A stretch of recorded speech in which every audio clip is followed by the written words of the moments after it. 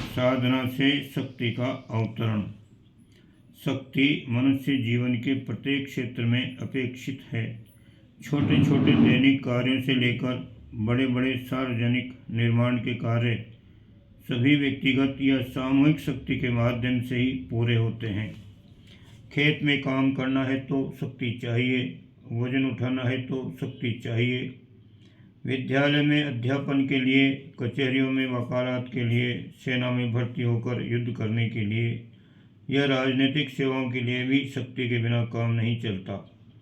शक्ति का स्वरूप कैसा भी हो, पर मनुष्य जीवन में उसकी आवश्यकता निर्विवाद है।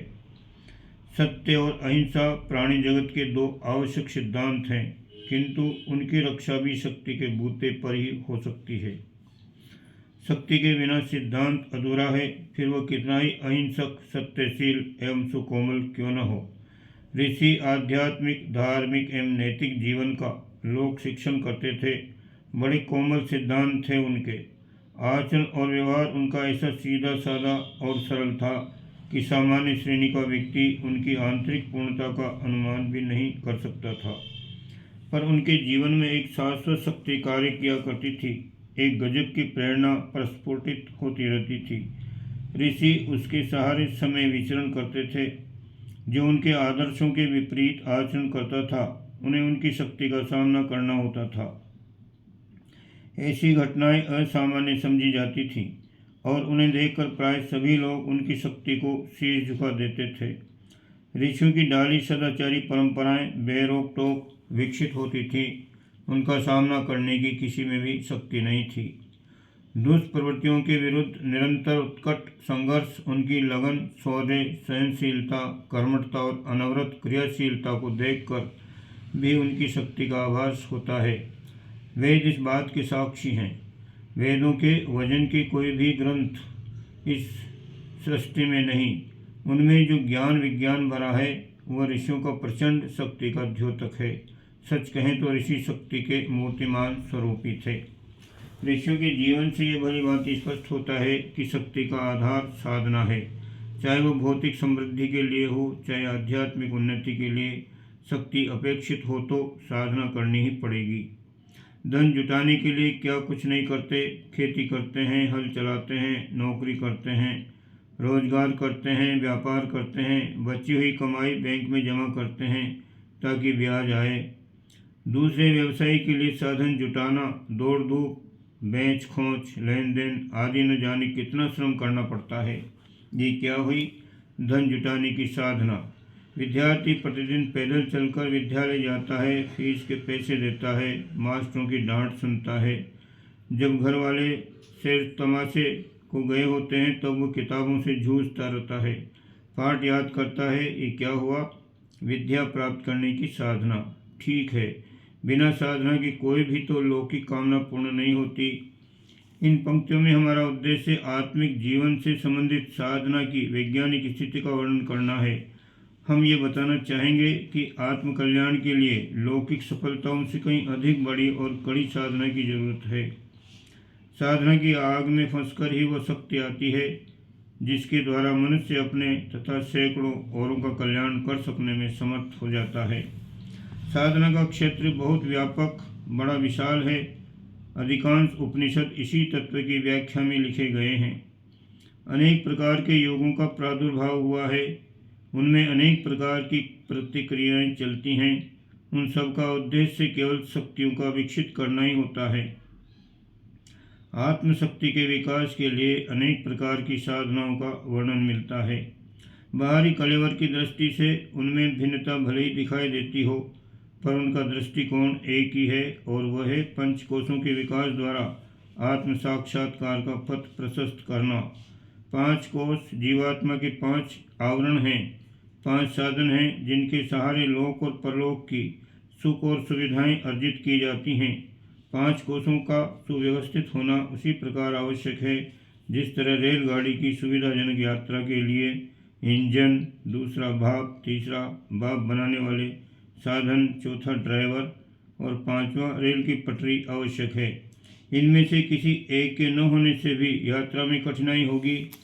रेल की शक्ति का प्रवाह इन पांचों का सम्मिश्रण रूप है। जीवात्मा की भी ठीक ऐसी स्थिति है।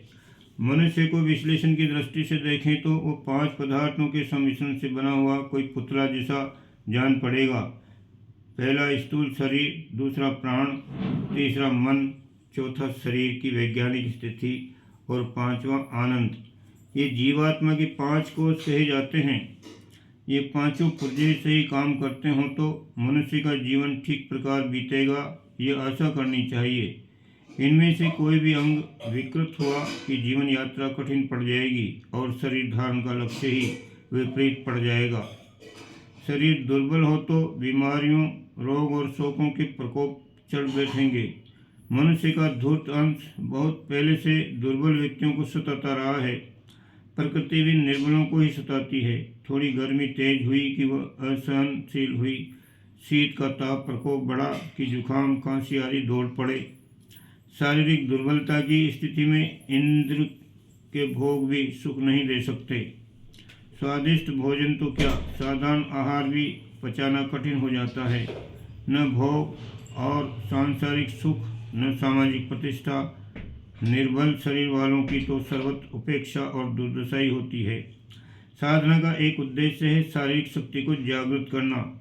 यह भी अध्यात्म का ही एक अंग है। शास्त्रों में बताया है, दुर्बल शरीर वालों के लिए तो देव भी घातक होता है।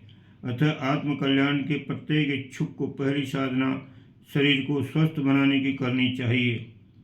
प्राचीन काल में विद्यालयों में शारीरिक शिक्षा का पर्याप्त स्थान था। आसन, प्राणायाम, व्यायाम, आहार, उपवास आदि उन सभी साधनों का प्रयोग किया जाता था जिनसे लोगों का स्वास्थ्य सशक्त और जीवंत बना रहता था। मुकदर भांजना, भाले फेंकना, तलवार चलाना, दौड़, कुश्ती, कसरत, यात्राएं आदि चलती रहती थीं। इन सब का मूल उद्देश्य ये होता था कि लोगों के स्वास्थ्य कमजोर न पड़ने पाएं। स्वास्थ्य को लौकिक तथा पारलौकिक जीवन का प्रमुख आधार समझा जाता था, अतः उसकी ओर पर्याप्त ध्यान रखना आवश्यक भी था। ये आवश्यकता आज पहले से भी अधिक है। उस समय वातावरण दूषित नहीं था, अतः सामान्य नियमों का पालन करते हुए भी लोग स्वस्थ बने रहते थे। पर आज की स्थिति बिल्कुल अलग है। नियमित जीवन बिताने वाला व्यक्ति भी आज बीमार पड़ सकता है, क्योंकि आज का वातावरण बड़ा दूषित, अशांत, कोलाहलपूर्ण एवं रेडियोधर्मी धूल से विकृत हो रहा है। ऐसी स्थिति में स्वास्थ्य को गंभीर खतरा उत्पन्न हो रहा है। इस युग में स्वास्थ्य के साधनों पर पर्याप्त ध्यान न रखा जाए तो मनुष्य का इसी एक समस्या से छुटकारा पाना कठिन हो जाएगा, जैसा कि इन दिनों स्पष्ट देखने में आता है। आंतरिक शक्तियों के विकास में असुविधा न पड़े, इसके लिए आपका स्वस्थ रहना आवश्यक है। अतः उन सभी प्रवृत्तियों को चलाना जिनसे मनुष्य का आरोग्य स्थिर रह सके आवश्यक है। इन्हें भी साधना का एक उपयोगी अंग मानना चाहिए। आध्यात्मिक साधना का दूसरा क्षेत्र है प्राण। ये प्राण शरीर के कण-कण में व्याप्त होकर जड़देह को गतिमान करता है। निष्प्राण शरीर किसी काम का नहीं होता। किसी प्रकार शरीर में प्राण की विकृति से भी अनेकों रोग शोक उत्पन्न हो जाते हैं। प्राण का महत्व इससे भी अधिक है। आत्म साक्षात्कार की गतिविधियाँ प्राण के महत्वपूर्ण नियंत्रण पर आधारित हैं। इसलिए प्राण तत्व की जानकारी भी जीवन विकास का परम उपयोगी अंग ही होता है। शरीर की दशा में प्राण का नियंत्रण और उससे होने वाली शारीरिक क्रियाओं का विशद विज्ञान है। उस सब की चर्चा की जाए तो एक बड़ा ग्रंथ बन सकता है। प्राण की शक्ति अलौकिक है और उसका जागरण प्राणायाम द्वारा किया जाता है। यहाँ इतना ही जान लेना पर्याप्त है। शक्ति का दूसरा आधार है प्राण। प्राणायाम द्वारा भी मिलता है, अन्न जल आदि से उपलब्ध होता है। विचार के माध्यम से प्राण धारण करते हैं। दूसरे प्राणवान व्यक्ति अनुदान में भी प्राण दे सकते हैं। दूसरे दे या नहीं, स्वयं की शक्ति का अभिवर्धन कर उससे आत्मकल्याण का मार्ग प्रशस्त करना हो तो प्राण की साधना भी आवश्यक होगी। प्राण जीवन की बड़ी शक्ति है, इसके बिना आत्मविकास संभव नहीं है। शरीर और प्राण के बृहत्तर शक्ति एक और है, वह है मन की शक्ति। मन समस्त इंद्रियों से सूक्ष्म और प्रचंड शक्ति वाला माना गया है। मनुष्य जीवन की संपूर्ण गतिविधियों का आधार मन है। मन चाहे तो मनुष्य देवता बन जाए, गिरना शुरू कर दे तो वह अत्यंत निकृष्ट कोटि का शैतान बन जाए। जप, तप, स्वाध्याय, साधना आदि संपूर्ण क्रियाओं का स्वामी मन है। मन की प्रचंड हुंकार से देव आसन हिल जाते हैं, राष्ट्र बदल जाते हैं, व्यक्ति का कायाकल्प हो जाता है। जागृत मन मनुष्यों को परमात्मा की शक्ति वाला बना देता है। साधना का मूल्य उद्देश्य ही भी मानसिक शक्तियों के प्रभाव को रोककर उसे कल्याणकारी मार्ग में लगाना ही है। अतः यह समझ लेना चाहिए कि मनोनिग्रह जीवन निर्माण की प्रमुख शर्त है। हमारे कल्याण के लिए मन की शक्तियों का विकास होना ही चाहिए। उसे स्वाध्याय, सत्संग और चिंतन आदि के माध्यम से ऊर्ध्वगामी होना ही चाहिए।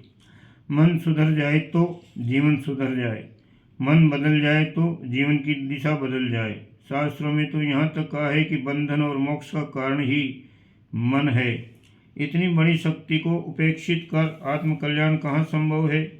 मन को दुर्गुणों से बचाकर उसे सन्मार्गगामी बना सकें तो समझना चाहिए कि आज नहीं तो कल अपना मनोबल बढ़ने ही वाला है और उसे आत्मकल्याण का मार्ग खुलने ही वाला है। मनुष्य का शरीर शक्तियों का अपूर्व भंडागार है। शास्त्रकार ने तो यहाँ तक कहा है, यत ब्रह्मांडे तत्पिंडे, अर्थात जो कुछ इस ब्रह्मांड में है वो सब इस शरीर में मौजूद है। सूर्य की अजस्त्र उष्णता और अलौकिक प्रकाश, चंद्रमा की शीतलता, शून्य की विशालता, मेघों की क्षमता, लोकांतरों से प्रस्फुटित होने वाले अनंत रहस्यों का केंद्र है ये मनुष्य शरीर। संभवतः समस्त सृष्टि में इतनी उपयोगी, इतनी शक्तिशाली, इतनी रहस्यमय, इतनी सर्वांगपूर्ण वस्तु अन्य नहीं जितना कि ये मनुष्य शरीर है। अजब विलक्षणता भरी है परमात्मा ने इसमें। उन संपूर्ण शक्तियों का स्वामित्व मनुष्य को मिल जाए तो वह देवता बन जाए, भगवान बन जाए। इतना उपयोगी उपकरण होते हुए भी लोग अभाव का जीवन, कीट पतंगों जैसा शिष्णोदर परायण जीवन जीते हैं। इससे अधिक और कुछ विशेषता उनमें दिखाई नहीं देती। यह आश्चर्य की बात है। इसका एकमात्र कारण मनुष्य की अज्ञानता है। पिता की गाड़ी हुई रकम घर में ही हो पर बेटे को उसका ज्ञान न हो तो वह धन उसके किस काम का। मनुष्य की स्थिति भी ऐसी है। परमात्मा ने मनुष्य को अनंत अनुदान दिए हैं। शरीर रूपी तिजोरी में चक्रों, ग्रंथियों, उपत्यकाओं एवं नाड़ी गुच्छकों आदि के रूप में ऐसे महत्वपूर्ण हीरे जवाहरात भर दिए हैं कि वे मनुष्य को मिल जाएं तो वह श्री संपन्न हो जाए, माला माल हो जाए। मनुष्य उन शक्तियों को प्राप्त कर धन्य हो सकता है। महर्षि अरविंद के अनुसार साधना का उद्देश्य शक्ति उपार्जित करना है। ईश्वर के संसर्ग से अपनी आत्मा को पवित्र बनाकर और पाप से छुटकारा पाकर आध्यात्मिक विद्युत शक्ति से परिचालित होकर इसे संसार में प्रकाश फैलाने के लिए, उस ज्योति की किरणों को संसार में बांटने के लिए हमें आधार यंत्र का काम करना होगा। जिस प्रकार एक ही सुरंग पूर्ण शक्ति युक्त होकर शब्द के साथ पर्वतमाला को विदीर्ण कर देती है, उसी प्रकार ईश्वर की ज्योति से संपन्न होकर हमें संसार की सभी अशुद्धताओं को, कुसंस्कारों को दूर करना होगा। इस तरह एक एक मनुष्य साधना में सिद्ध होकर सैकड़ों और हजारों प्राणियों के बीच ज्ञान व शक्ति की ज्योति फैलाकर उनमें से अविद्या को दूर करेगा और उनका उद्धार करेगा।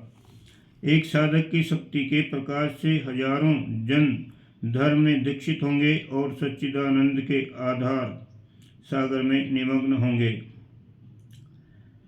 मानव समाज के उद्धार का केवल एक ही मार्ग और एक ही उपाय है, जिसकी वह आज तक उपेक्षा करता आया है। उस मार्ग का नाम है शक्ति साधना और आत्म उपलब्धि। इसलिए हमें पुनः उसी मार्ग का अनुसरण करना होगा, उसी पथ पर लौटना होगा जहाँ से हमें ईसा की पवित्रता, मोहम्मद का आत्मविश्वास और आत्मसमर्पण, श्री चैतन्य देव का प्रेम व आनंद, परमहंस रामकृष्ण का संसार के सभी धर्मों का समन्वय तथा एकीकरण व सूक्ष्म मानवता की प्राप्ति होगी। इन सब भावों को एकत्रित करके एक प्रबल स्रोत बहाना होगा। पतित पावनी, सकल मल हारिणी, पवित्र सलिला भागीरथी गंगा की भांति नाशवान इस संसार तथा अर्धमृत इस मानव जाति के बीच में इसे प्रवाहित कर देना होगा। निश्चय मानव की इस पृथ्वी पर एक बार पुनः स्वराज्य की स्थापना होगी। यही साधना का उद्देश्य है। ओम शांति।